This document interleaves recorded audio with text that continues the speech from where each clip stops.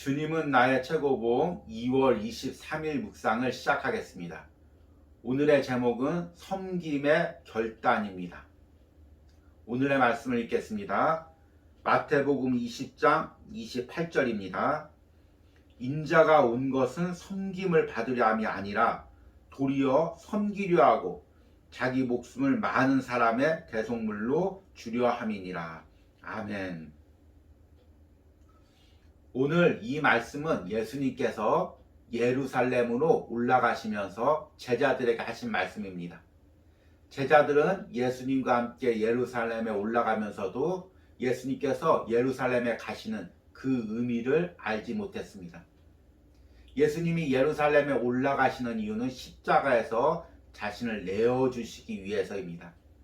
그런데 제자들은 예수님께서 예루살렘에서 왕이 되러 가신다고 생각을 했습니다. 그래서 모두들 예수님에게 한 자리를 요구합니다.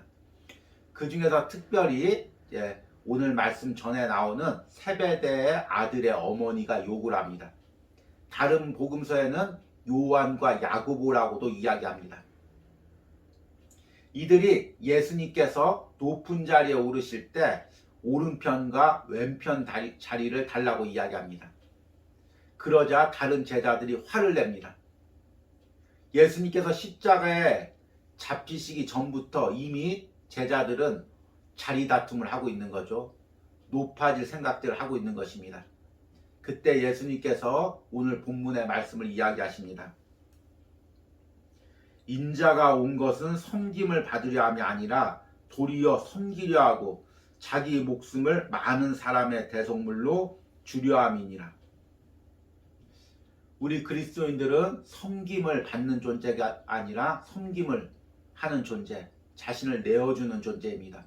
그 의미가 어떤 의미인지를 오늘 묵상을 통해서 들어보도록 하겠습니다. 섬김에 대한 바울의 생각은 주님의 것과 동일합니다. 나는 섬기는 자로 너희 중에 있노라.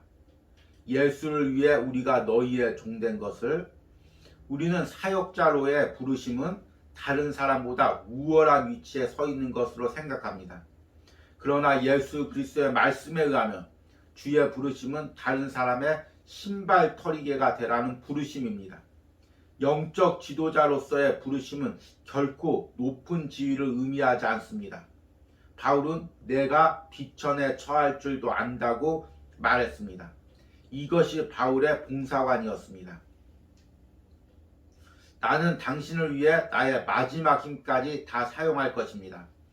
당신이 내게 칭찬을 하든 비방을 하든 상관없습니다. 예수 그리스도를 모르는 단 한 사람이라도 있는 한 나는 그가 예수님을 믿을 때까지 그를 섬겨야 하는 빚진 자입니다. 그럼에도 바울의 섬김의 주된 동기는 사람을 향한 사랑이 아니라 예수 그리스도를 향한 사랑이었습니다. 만일 우리가 인류를 위해 헌신한다면 배은망덕한 사람들 때문에 우리의 가슴은 곧 멍이 들고 찢어질 것입니다.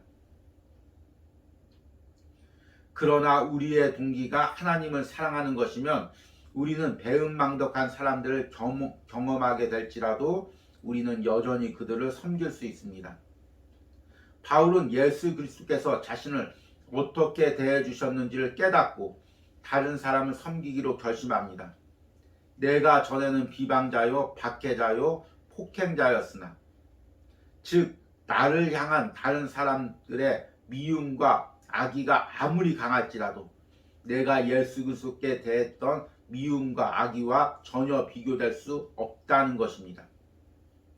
예수 그리스도께서 우리의 무례함과 이기심과 죄악에도 불구하고 어떻게 우리를 끝까지 섬겼는지를 깨달으십시오. 그러면 우리도 바울처럼 결코 지치거나 포기하지 않고 끝까지 주를 위해 다른 사람들을 섬기게 될 것입니다.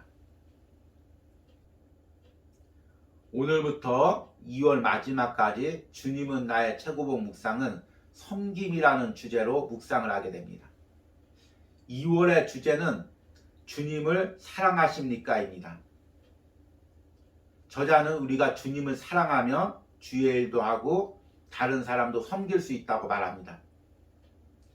그럼에도 이 섬김이란 주제는 우리에게 참 어려운 주제이죠.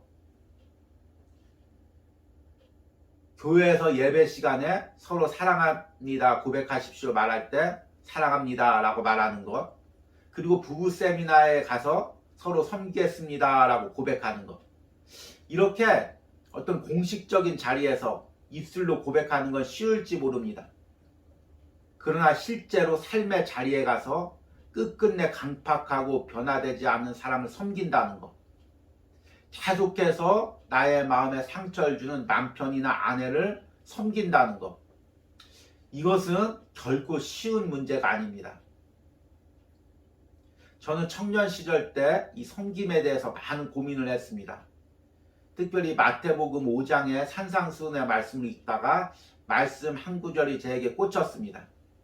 오른뺨을 때리는 사람에게 왼뺨도 대어주고 겉옷을 달라는 사람에게 속옷까지 내어주고, 이런 말씀을 묵상할 때 참 마음 안에 알 수 없는 반발심이 들었습니다. 그래, 오른뺨은 대어주겠다. 그런데 그것을 이용해서 왼뺨까지 때리는 사람에게 어떻게 왼뺨을 내어줄 수가 있는가? 그래, 겉옷은 내어줄 수 있다. 그런데 그것을 이용해서 속옷까지 빼앗아가는 사람들에게 어떻게 속옷까지 내어줄 수 있는가?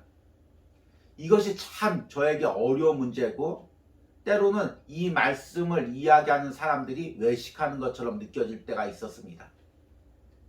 그런데 오늘 묵상을 통해서 깨닫는 것은, 우리가 누구를 섬긴다는 것은 우리의 인간적인 마음으로 섬기는 것이 아닙니다. 그렇다면 우리는 왼뺨은커녕 오른뺨도 내어줄 수 없습니다. 속옷은커녕 겉옷도 벗어줄 수 없습니다. 우리 안에 그리스도를 향한 그 마음이 없다면, 그리스도를 향한 사랑이 없다면 우리는 조금의 섬김도 감당할 수가 없습니다. 오늘의 묵상에서는 이 부분을 이렇게 이야기합니다. 그럼에도 바울의 섬김의 주된 동기는 사람을 향한 사랑이 아니라 예수 그리스도를 향한 사랑이었습니다. 만일 우리가 인류를 위해 헌신한다면 배은망덕한 사람들 때문에 우리의 가슴은 곧 멍이 들고 찢어질 것입니다. 그러나 우리의 동기가 하나님을 사랑하는 것이면 아무리 배은망덕한 사람들을 경험하게 될지라도 우리는 여전히 그들을 섬길 수 있습니다. 바울은 예수 그리스도께서 자신을 어떻게 대해 주셨는지를 깨닫고 다른 사람을 섬기기로 결심합니다. 저자는 주님은 나의 최고봉 묵상을 통해서 계속해서 우리가 주의 일을 위하여 헌신할 때 먼저 우리 안에 주님을 향한 사랑이 있어야 된다고 이야기를 합니다. 그 사랑이 원동력이 되어 섬김을 감당한다고 이야기하고 있습니다. 그 사랑이 없다면 우리의 섬김이 아무리 양이 많을지라도 헛된 것이라고 이야기합니다. 우리의 사랑도 마찬가지입니다. 내가 누구를 사랑한다고 할 때 어떤 의무감에 사로잡혀서 그렇게 해야 되니까 억지로 사랑한다면 그 사랑은 헛된 것일 것입니다. 그러나 예수 그리스도가 나를 사랑하신 그 사랑을 깨닫고 나를 위해서 십자가에서 모든 것을 내어주신 그 사랑을 깨닫고 그 사랑에 강권되어 바울처럼 누군가를 사랑한다면, 섬긴다면 그 사랑과 섬김은 진실한 걸 것입니다.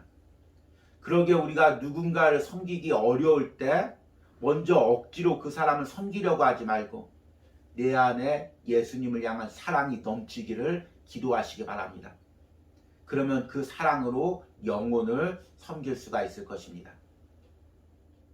오늘의 적용 질문은 구체적으로 좀 들어가 보시기 바랍니다. 내가 누구를 섬기기 어려워하는지, 누구를 사랑하기 어려워하는지, 그 사람이 내 남편인지 아내인지 때로는 시부모님인지 직장에서 날 힘들게 하는 상사인지 공동체에서 갈등을 빚고 있는 성도인지 구체적으로 깨닫고 하나님 그 성도를 온전히 사랑하게 해달라는 그런 기도를 드리시기 바랍니다. 지금 내가 공동체나 가정 안에서 섬기기에 가장 어려운 대상은 누구입니까? 그리스도의 사랑이 나를 강권하여 그를 섬길 수 있는 마음을 달라고 기도하시기 바랍니다. 우리 기도하겠습니다. 주님, 나를 위하여 십자가에 매달려서 모든 것을 내어주신 주님, 낮고 천한 사람들이 달리는 그 십자가에 매달려 온갖 비방과 조롱을 당하신 우리 주님, 그 주님을 바라봅니다. 그럼에도 불구하고 내 자리에서 낮아지기 싫어하고 섬기기를 어려워하는 내 마음을 봅니다. 주님, 오늘도 예수님을 향한 그 사랑이 내 마음을 강건하게 하여 섬길 수 없는 사람을 섬기게 하시고 사랑할 수 없는 사람을 사랑할 수 있는 마음을 허락하여 주시옵소서. 내 인간적인 의지로 노력하지 않고 예수님의 사랑이 내 마음을 강건하게 하여 주시옵소서. 오늘 묵상 가운데 성령님께서 내 마음의 강팍한 모든 것들을 깨트려 주시고 내 안에 예수님을 향한 사랑이 넘치게 하는 은혜를 부어 주시옵소서. 예수님의 이름으로 기도했습니다. 아멘.